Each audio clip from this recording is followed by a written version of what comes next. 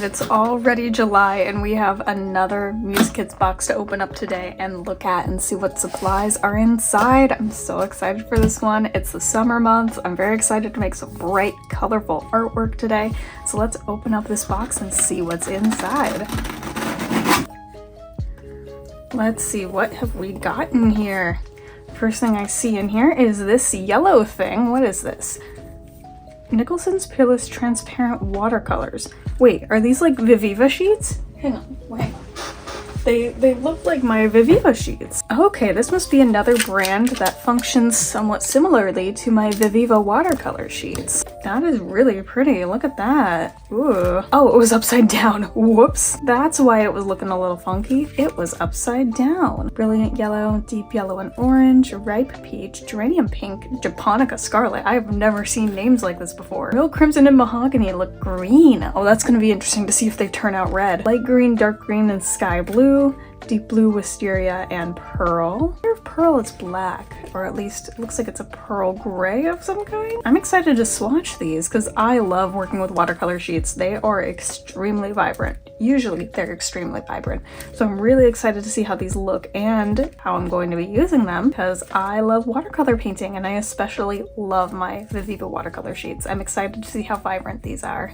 Here's our actual paper. We've got Canson watercolor paper. Let's see if I can rip this open or if I'm gonna need to grab a knife. Canson is not my watercolor paper of choice. I'm actually not, at least from my past experiences with it, I'm not a huge fan of their watercolor paper. I don't think it's as great of quality, but maybe they've changed it. Maybe it works a little bit better now. I guess we'll be finding out. Okay, it's a watercolor block, it's not sheets. That's interesting. It's still 140 pound. It's a little small, so we're gonna be doing some smaller illustrations today. Then we've got some more paintbrushes, more to add to the collection.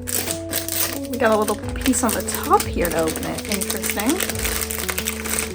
Let's get these guys out. There we go. Some nice watercolor brushes. I think we've got another collapsible water can here. Actually, it looks like this might be able to potentially clip onto something. Oh, how do I get this to close? A little funky. There we go. Stick it back in there like that, and then it looks like it can. I got it. There we go. Okay, so this could hang from something if need be.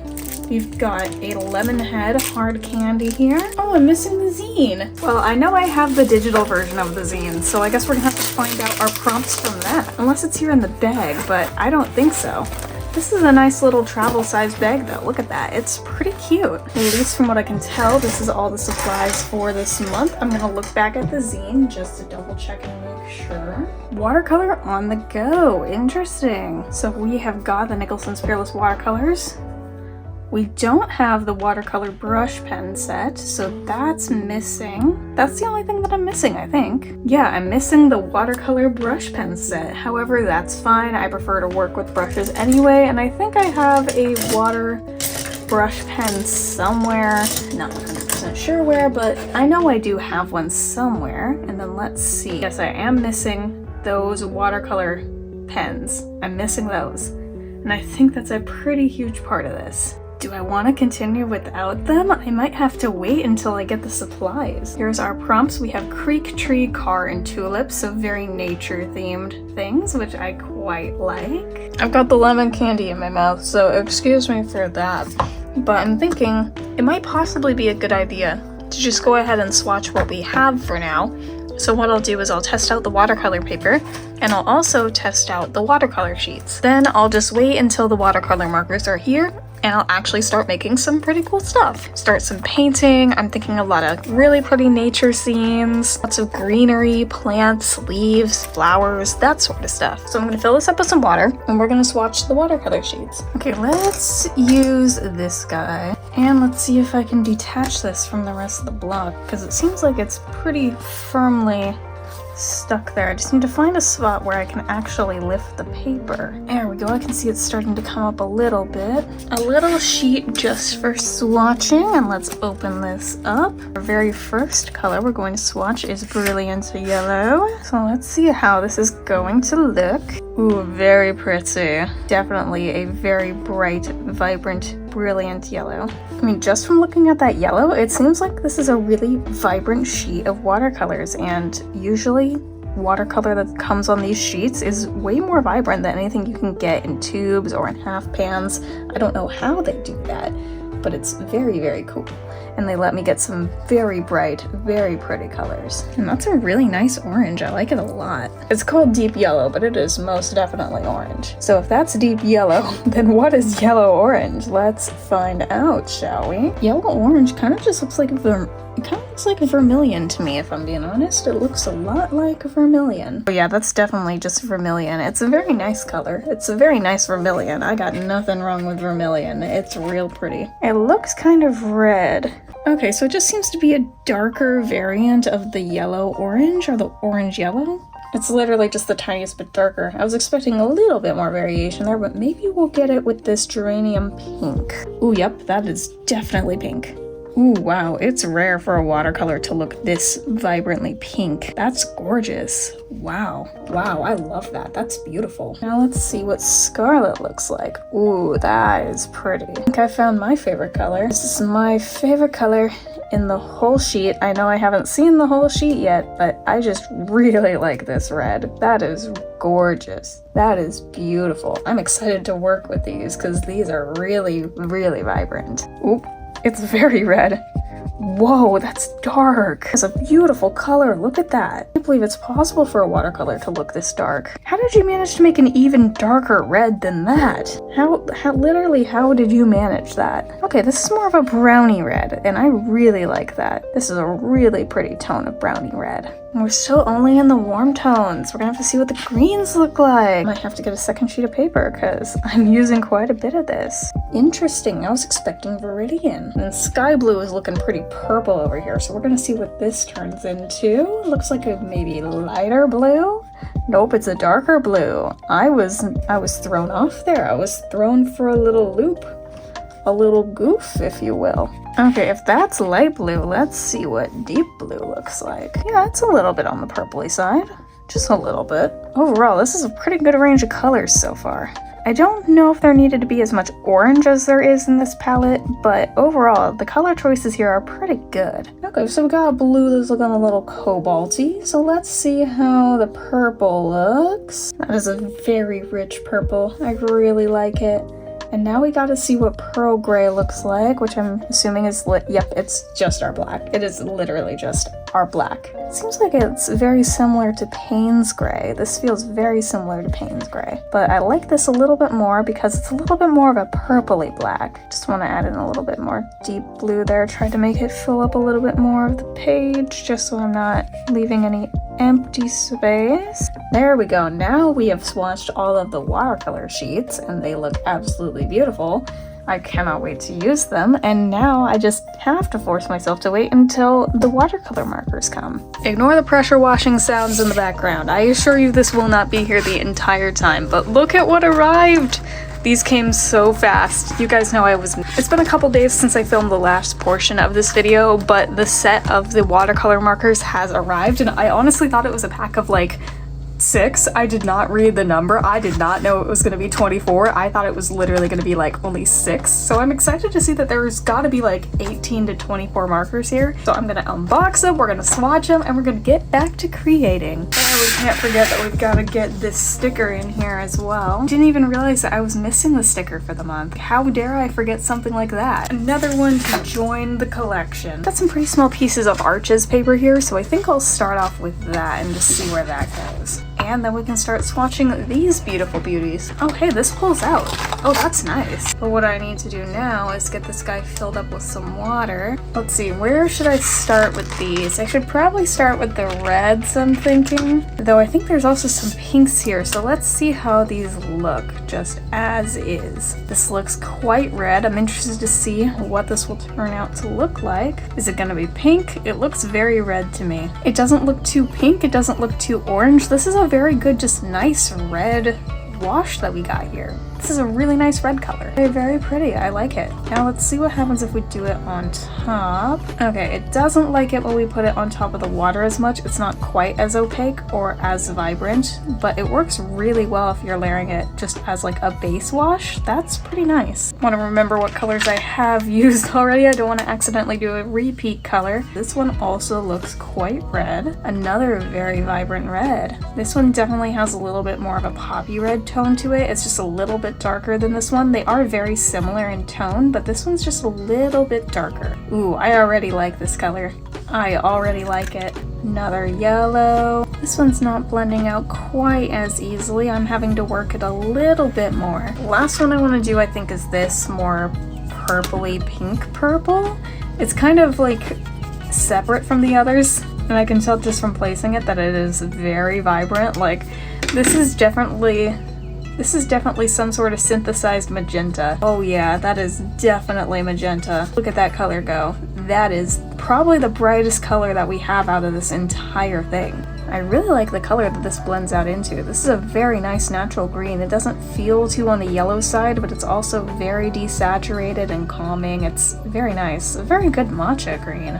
This one's giving a little bit more emerald green vibes, but still feels more natural. It doesn't feel too electric. It doesn't feel too bright. It's really pretty. I really like the way that it ended up looking. Whatever sort of watercolor paint is in these markers is blending really well. Like, I'm not having any issues at all with them. I'm really excited to paint with these and see just how they end up working out. I'm a big fan of these colors, and these markers, they are gorgeous. I mean, look at the array of colors you got here. These are very bright, very vibrant. They are really pretty. Okay, now that I've swatched those markers, I'm gonna keep working on the rest of my Muse Kits content, and then we're gonna jump straight into the piece that I'm gonna make with all of this. Okay, so I finished all of my stuff for Muse Kits this month. I'll give you guys a quick little look at everything that I made for the 4 monthly prompts. Here's the one for Creek. This is the tree one. This one is, I think it was just car. I went with a Volkswagen bus, and then some tulips for the final prompt. So those are the 4 that I made. However, for me, I'm pretty sure that I want to do something on a larger scale.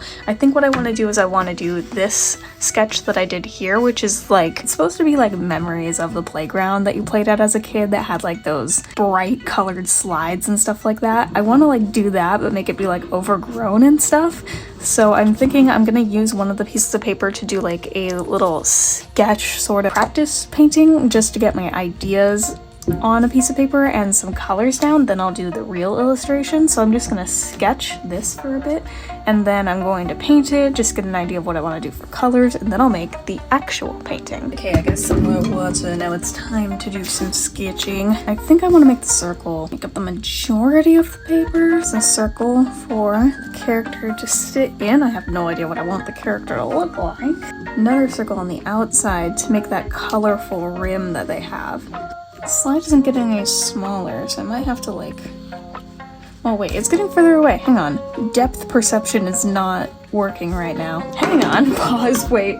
There also has to be room for them to sit inside of the slide. So I have to make it 3-dimensional. So I'm gonna go like that.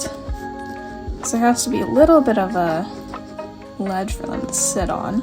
It's so hard when it curves like this. It goes something like that, and the slides just keep on going down. I need like a picture of the inside of a slide. Hang on, I'm gonna look up inside of a slide. Of course, most of this is gonna be covered up by the character anyway, so I suppose it doesn't super matter. Then it has like little hinges around it that go like that. I don't know how many there are, probably doesn't really matter.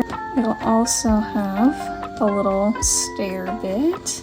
Just a little bit of ivy that's just stuck to the side there. I suppose we can have like ivy and stuff creeping from right here as well, just coming the opposite directions. Instead of it like growing downwards, it'll grow upwards. And this will have like bits of moss and stuff on it. Moss and leaves and stuff. I have more moss coming down from right here, like that. And how do I want to draw the person in right there? I guess I'll just erase this a little bit. Yeah, I definitely drew them too big. I need to make that head a little bit smaller. So it would have to be like this, and then they'd have one leg coming up. I don't know, guys. I'm just trying to figure out my anatomy. Since I want the focus to be on like more of the environment, I'd want a bit of a simpler character design, probably. Something that's not too detailed. maybe bangs, not 100% sure. I don't know, like shorts or something. Now I need to figure out colors because I don't think I want to do a bunch of line art or anything. I'll probably just paint over this. I'm just gonna start by directly applying it to the paper. Grab a little water. Here, most of this will probably have the bright yellow undertones anyway, because with the way that this is going to be framed, I feel like most of the light that will be showing will be bounced off this yellow. So most of the lighting in here is actually going to be more yellowy, and then we'll also get some like blues in there. That's what I'm hoping to do with this painting, is to get a lot of really cool contrasting tones between like shading with blue but having the main light source be this bright yellow. I think that could be a really interesting thing to play around with this painting. I'm playing with dynamic lighting, so I think that could be really fun to experiment around with. Like most of this part of her will probably be yellow. Now I gotta wait for this to dry for a second so I can start adding in all of the moss colors. Okay, let's add a little bit more yellow now that that's dry. I'm thinking the brilliant yellow just to give a little bit more tone into this. There we go. Much, much brighter. Okay, now I want to play around with adding in the greens. Just fill out all of those leaves and just add all those little textures. Now I need a little bit of the blue. Oh, that's looking so green. Like I figure most of the shading for this will probably end up being more like this, so it'll look a little bit more green. And it'll take quite a bit of layering to get it to be that blue that we really want it to be. It means that if we make most of their composition be blue, it'll help it contrast better. Okay, I feel like this is the furthest I can get with this little sketch that I did with just this very basic idea for the painting. So I think I'm going to start working on the final sketch now and have this as a reference, because it's going to take me a while to sketch it and do the line art. So I think what I'm going to do is I'm just going to put it into speed paint mode while I work on the actual like sketching portion. And I'll talk a little bit more about just this piece in general and like why I decided to make it. Lately, most of what I've been focusing on creating has been more so stuff like themed around nature and just nature, life, plant life, animals, but I've also been focusing on this idea of like more of my own personal childhood nostalgia. I just recently did a painting that's one of my favorite landscape shots from Thomas the Tank Engine, which is still one of my favorite series to this day. I grew up watching that show. It is my canon event, if you will. It is the thing that defined me as a person, and it's just a painting that was very, very nostalgic and just nice for me to make. And another thing that I did a lot as a kid was play on playgrounds. Most of the playgrounds that I would play on were made of those big like plastic brightly colored structures, and I played on a lot of slides that looked just like this that were super bright and oftentimes bright yellow. And I thought it would be really cool to play around with this idea of like a safe nostalgic space, like safe because it reminds you of when you were a child, that's peaceful, it's cut away from the rest of the world. And I was like, what if I took that idea with like a playground that used to have all these fond memories of as a kid, and it's all like overgrown, no one really plays at it anymore. So it's nostalgic, but it's also quiet, and again, it's a safe place. Those were the general themes I wanted to go for with this one, just a general calmness and fondness and nostalgia, and I think I got it across with this one, even with the super bright colors that I used. And I think the contrast of this bright yellow, this happiness contrasting with the blue worked pretty well, which is eventually why I decided to call this piece Yellow Playground Slide in a Big Blue World. I think the idea comes across pretty well there. I'm filming outside today, guys. I'm painting outside. It's very, very fun. It's like perfect day outside. So I thought it'd be fun to paint out here since the whole theme of this month's box is watercolor on the go. Might as well do a little bit of filming outside.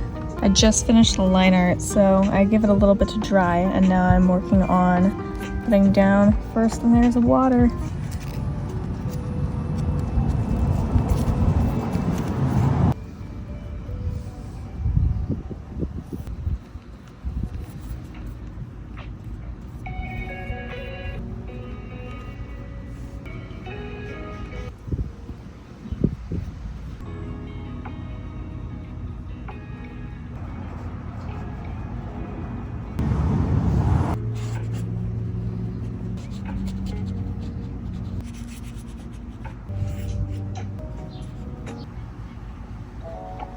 Anyone who's thinking of doing a piece like this on their own, definitely remember that mixing blue and yellow makes green, and the biggest challenge with this piece was I really had to make sure that I remembered to make those areas be lighter yellow in general, because the more yellow you add, the more green it's gonna get. So I had to make sure to be very careful when adding the yellow to make sure it was light enough that I could still shade everything to eventually be blue. And doing a mini painting before this helped a lot, otherwise I would have had no idea what I was doing with this final piece.